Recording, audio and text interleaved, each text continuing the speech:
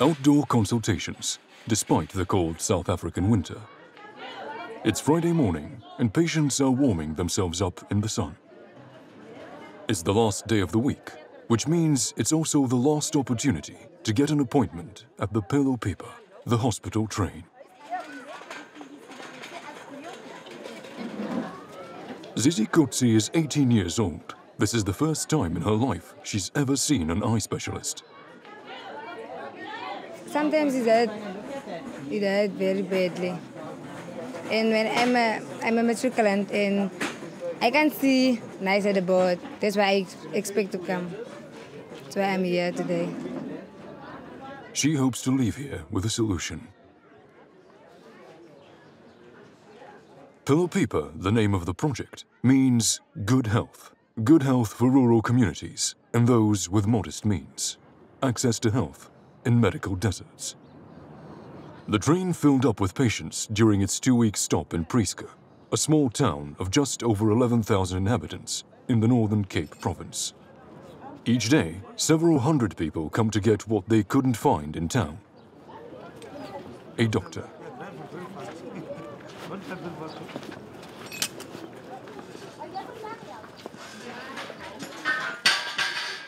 The tents attached to the carriages are gradually being dismantled, overseen by Londeka Zulu, head of the eye clinic, who has been part of the Phelophepa initiative for 9 years. We always feel like in the end of the week our job is done. Well, not done, but we've done our bits for the community. It is a bit sad that because we get to bond with the people that we meet here, the people that assist us, and then we're going to leave them and go to the next community. But we're also excited. The platform is like an anthill. It's an exercise the logistics teams have down to an art. The final patients wait for their glasses by the optician's carriage. Zizi Kotsi has just picked up the pair made for her in the train. These glasses might just change her life. The stay in Prieska has come to an end. The train won't be coming back for at least 2 years.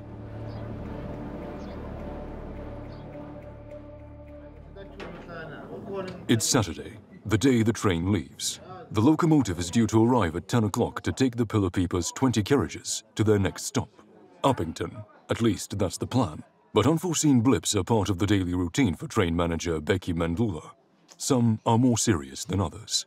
At times we encounter unfortunate incidents of acts of criminality where we will take the cables or they will mess up the rail infrastructure, and then which put also our lives at risk at times, that the train can derail, a lot can go wrong, because as the train moves, there are also people inside it.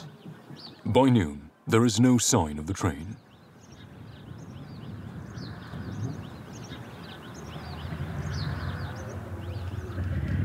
At 12:20, the train has arrived.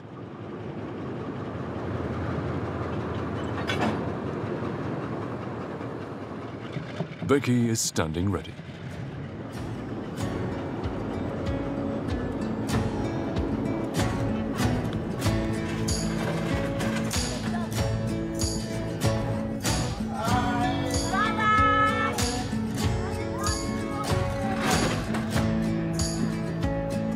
The 750-meter-long convoy begins to pick up speed.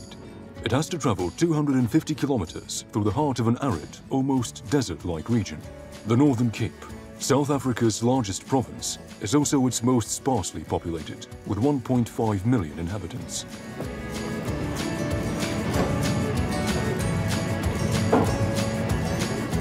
There are around 20 permanent employees aboard. Some are tidying up, others doing laundry. Some are simply making the most of this 4.5-hour journey with no patients or appointments, and are relaxing. He's not giving me the good card. The train is approaching Uppington. It's the Phelophepa's 5th and final stop in this province.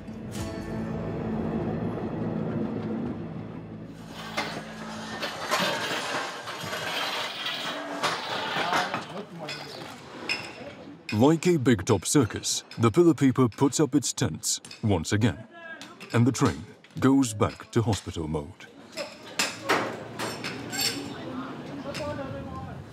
This is our first day here. Sunday morning, we're setting up so that we can get the workstations ready for tomorrow, so that when patients come in tomorrow, we're ready to start working. The Phelophepa project was launched in 1994 by Transnet, a state-owned rail company. The project has both a healthcare and a training component.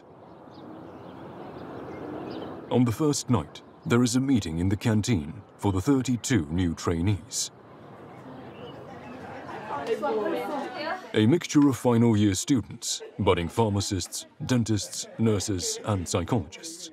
For the next 2 weeks, they'll spend every day in these carriages.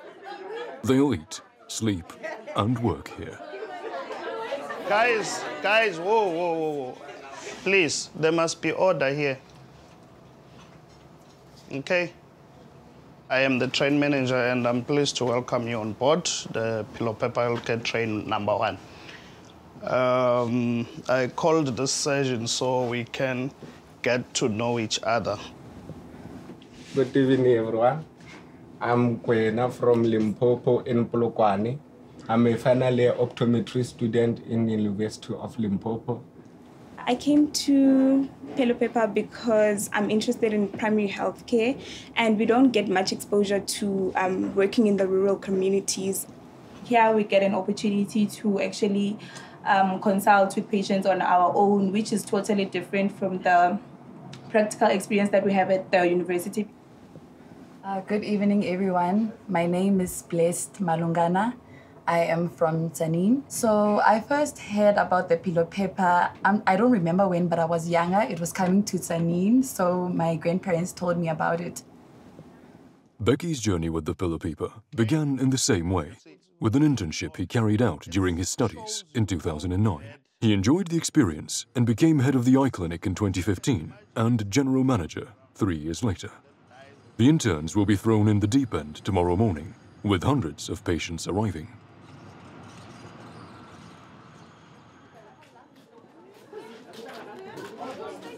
The morning air is cool outside the general medicine carriage, and almost all the chairs are taken.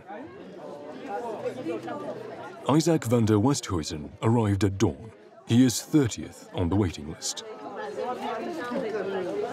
I just come for my own health, and then to come and check if I have got sugar diabetes and all this stuff that you must care about your health. Sometimes you don't have funds, then you can attend the doctors, because the doctors is now, and nowadays is the doctors expensive, is 800 rand for one person. That's around 40 euros. The minimum monthly wage is 220 euros in South Africa. On the platform, Becky is checking in with Musando, who organizes the entire program before the train arrives.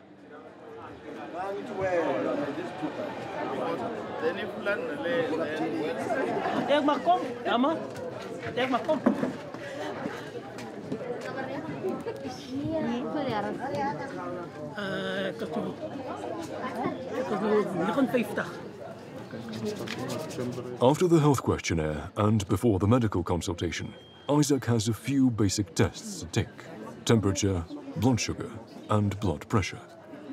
Opposite, there is a white tent for cancer screening. Prostate cancer for men, breast and cervical cancer for women. The examinations are free, but there aren't many takers. There are even fewer people in the psychology carriage. Mental health is still a taboo. The few patients who seek out consultations make appointments in advance.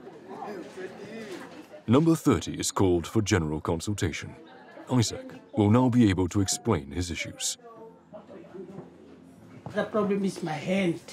Sometimes at night it's painful. It's just I've got spikes inside. Okay, so I'm going to give you another pain medication, which is more stronger.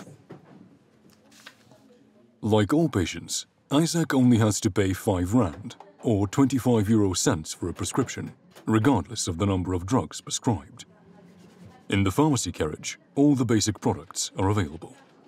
There are no shortages, as is sometimes the case in hospitals. Right.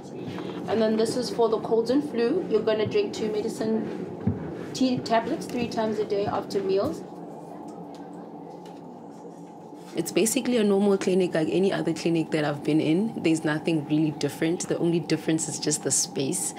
But in general, it's basically operating as a clinic, but it's nicer because we're on wheels. So it's much cooler to be on wheels. A hospital on wheels, complete with canteen and bunks. A nomadic life that takes place for 10 months of the year, between January and October. It's a well-oiled mechanism on the 2 Phelophepa trains that cross South Africa, passing through 70 towns each year.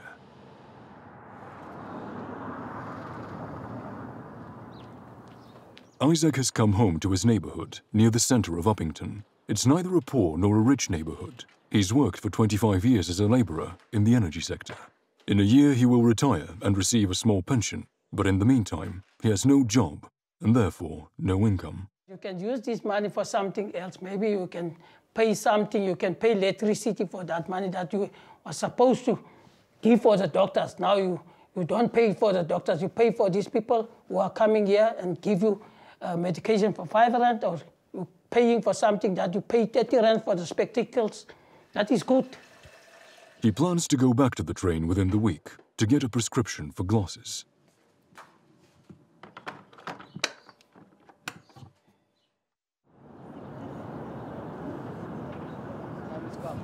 The Phelophepa initiative doesn't end at the train tracks. Every morning, mobile teams travel to outlying districts and more rural areas. Today, 3 Phelophepa teams have been deployed to the town of Currieskamp, around 50 kilometers away. There are around 700 inhabitants, but no doctor. If residents require medical attention, they have to go to the closest hospital and spend between 10 to 30 euros on transport alone.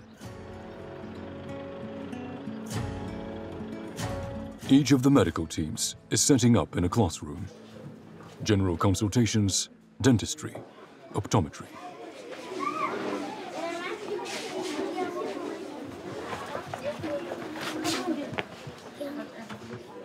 Cassie is one of the dozen or so people hired by the Phelophepa project in Uppington for a 15-day mission. I'm just registering them. They have a consent form. And once I've done that, I send them to him and he takes the process further. Good. Good. Optometrist Cecilio Mafolika is checking the eyesight of the 136 students.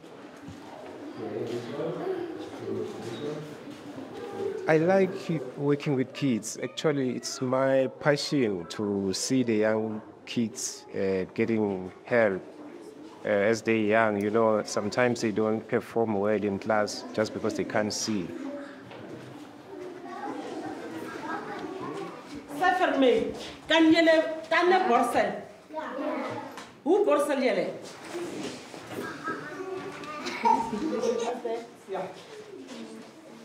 Can I show you how to brush your teeth properly?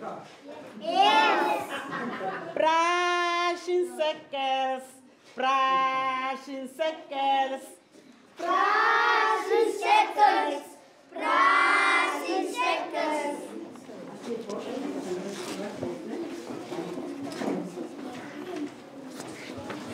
Go nada, makaput look. Say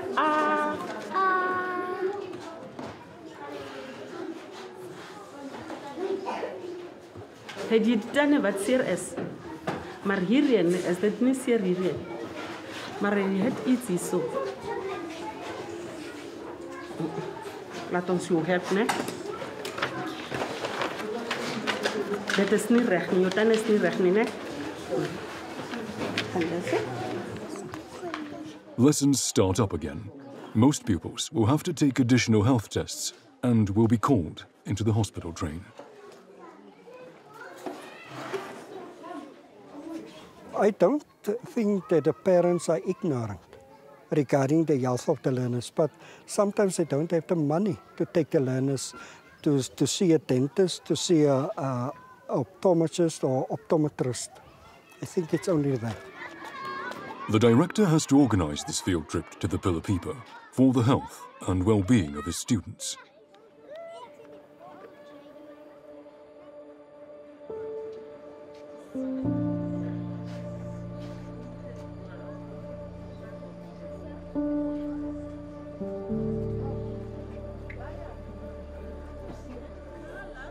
At Uppington Station, there are lots of tired eyes and weary faces. Dozens of people will spend the night here, bundled up on chairs. It's only 7 degrees out. Evie is in the front row. She is number 4 in line.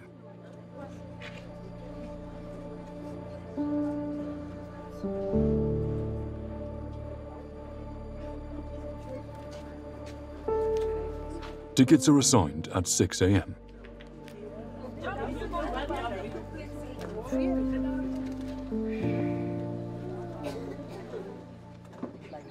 I arrived between 5 and 6 yesterday after work, and then I go back.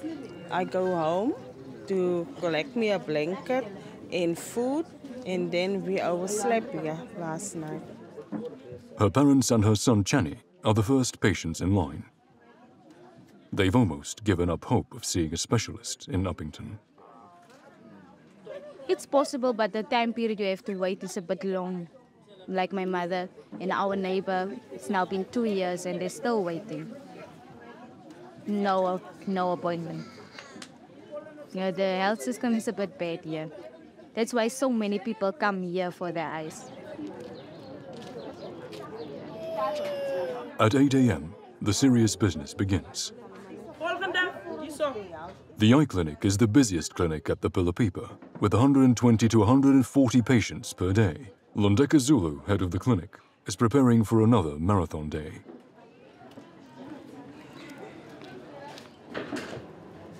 Good morning. Can't complain. How are you? Oh, it's my first time, so I'm so excited. Are you? Really, I am excited. The first diagnosis is made in under a minute. Okay. It gives an indication of the prescription of the patient, whether they have a problem seeing at distance or at near. But obviously, these are machine, so it's not accurate. That's why they still need to go for a full examination. Yeah, but 75% of the patients that we see, we do end up having to prescribe for them. The entire examination is carried out by trainees, future optometrists who are in charge of the full prescription. When people are walking very far, I see 2 people instead of 1. And I'm working, I think it's now 16 years on a computer, so the eyes, headaches, burning, and all that stuff. Please cover your left item to cover his left eye. He can't see it. Can you see my hand? Okay. In the space of a few days, students like Blessed have been faced with a whole host of different pathologies. The first few days it was crazy to me because I had never worked with such a large number of patients before, but I'm getting used to it daily. I enjoy it. Choosing frames is more than a symbolic gesture. It's a question of dignity and normality. Phone. It's too big. This one looks really good. I know it's too black. Wow. In the morning, there is a formal visit from the mayor. Becky, the train manager, shows him the optician's workshop. Patients who need glasses receive them the same day. So here is where they do the magic. After the patient have been tested, then here is where we cut and feed that make who's doing that. This one is ready to be dispensed. So the fitting, everything is already done now. It has been fitted, then it has cleaned the glasses, so now it's ready to go to a patient. Initially, the Phelophepa project was designed to complement existing health services. But increasingly, it's being used to substitute them. The hospital in Uppington, which was built in 2014, is operating in a state of degradation, like many facilities in the country. The hospital is being called a resort hospital. It's a very, very big hospital. But they don't have enough staff to assist our cause. They try their level best with what they have, but they don't have enough staff.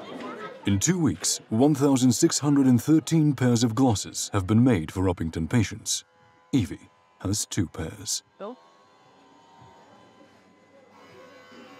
Very nice. Very nice. I can see now properly. Can I test the other one also? Yeah.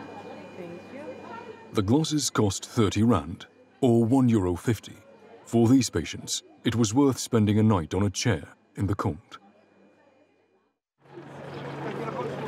Children from Curry's Camp Elementary School are arriving on the platform. They are impressed. This is the first time some have seen a train. At the same time, a group of inmates from Uppington Prison line up in front of the dental clinic. They have priority. The children have to wait.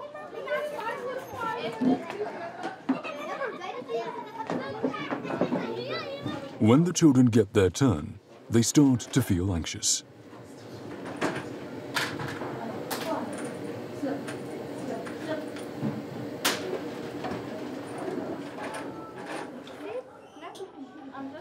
Okay, it's gonna sting a little bit like a mosquito there. It's a mixture of the normal society as well as people who are incarcerated. So you move from a high guard with working with the prisoners, and then now you have to be the sweet guy at the same time, yeah. So it's amazing.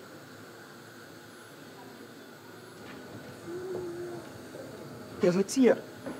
Is that the piggies here?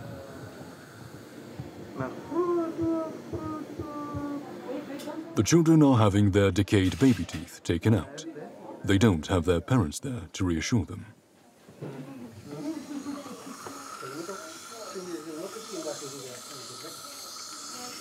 The kids are afraid because it's the first time that they come to a facility like this. So they are scared, but I have a teacher in here that's assisting me. So seeing us here is helping a lot. Good boy. High five.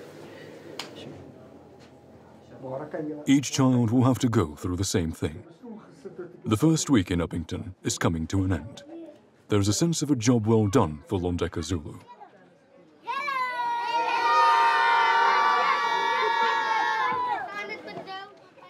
It actually went very fast. We can't believe it's Friday already. It's been busy. We've had a very good turnout. We're looking forward to the last week. We think it's going to get much busier as well. Our clinic is quite busy. People started sleeping over in the station, so we are anticipating that it's going to get quite busy. And it certainly does get busy. Over the 2 weeks in Uppington, close to 4,000 patients are seen in the train clinics, 3,000 pupils examined in schools, and 464 teeth pulled out.